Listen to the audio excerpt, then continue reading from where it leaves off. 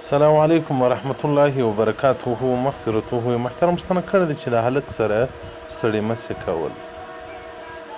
محترمه، هلک که پردی وي او ښایسته وي او ستا په نظر کې او په سترګو کې د شهوت فضا پرته وي، نو په دغه صورت کې قطعا نه ده روا درته چې ستړي مسې ورسره وکړې، اجتناب وکړئ. ځکه هغه سترګې چې د ناروا څخه راوګرځول سي، حلاوت و ذایقه د عبادت به د انسان په زړه کې پیدا سي.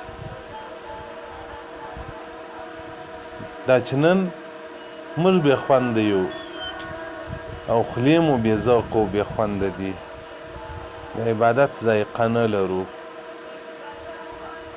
خو موږ سترګې له هغه څه څخه نه راګرځوو چې الله مو ځین منع کوي.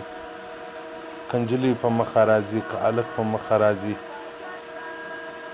بس سترګې دي، خو پیدا د ښکلو دپاره دي، ښکل ته به ګورې. هغه د جنت ښکلې، په جنت کې ښکلې ډېر دي، هلته به ورته ګورو. هلته هم ښځې بسیاره دي، هم نعمتونه بسیاره دي، هم خوراکونه بسیاره دي، هم ژوند بسیار دی، ډېر دی. که رسول الله صلی الله علیه وسلم یوه انسان ته به چې هغه ادنا جنتي وي، اویا حورې به وي، اویا ښځې په دنیا کې چا نه دي کړي.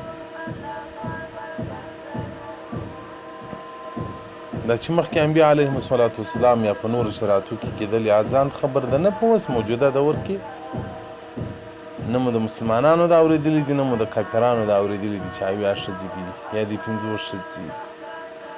یو دغه بچیانو د کورنۍ پلار وایي ډېرې ښځې درلودې، دا د سعودي ده هم وایي 10 وه، که څو یوه به یې طلاق کوله، بله به یې کوله. نو په یوه پلار باندې له 4 څخه سوا نورې ښځې مؤمن نسي په نکاح اخیستلی. نو سترګې د ښکلو دپاره نه دي، سترګې د قرآن دپاره دي. سترګې د دې دپاره دي چې د الله جل جلاله مسجد ته په ولاړ سو، هغه لار ورباندې ووینو. نو محترمه ده، له غرضنې سره ستړي مسې کول دا نه ده روا. موسوعة الفقیه جلد 50 جلد نمبر 6 صفحه د 50 مبحث الامر دې ته پوره وضاحت ورکړی دی. والسلام علیکم ورحمة الله وبرکاته.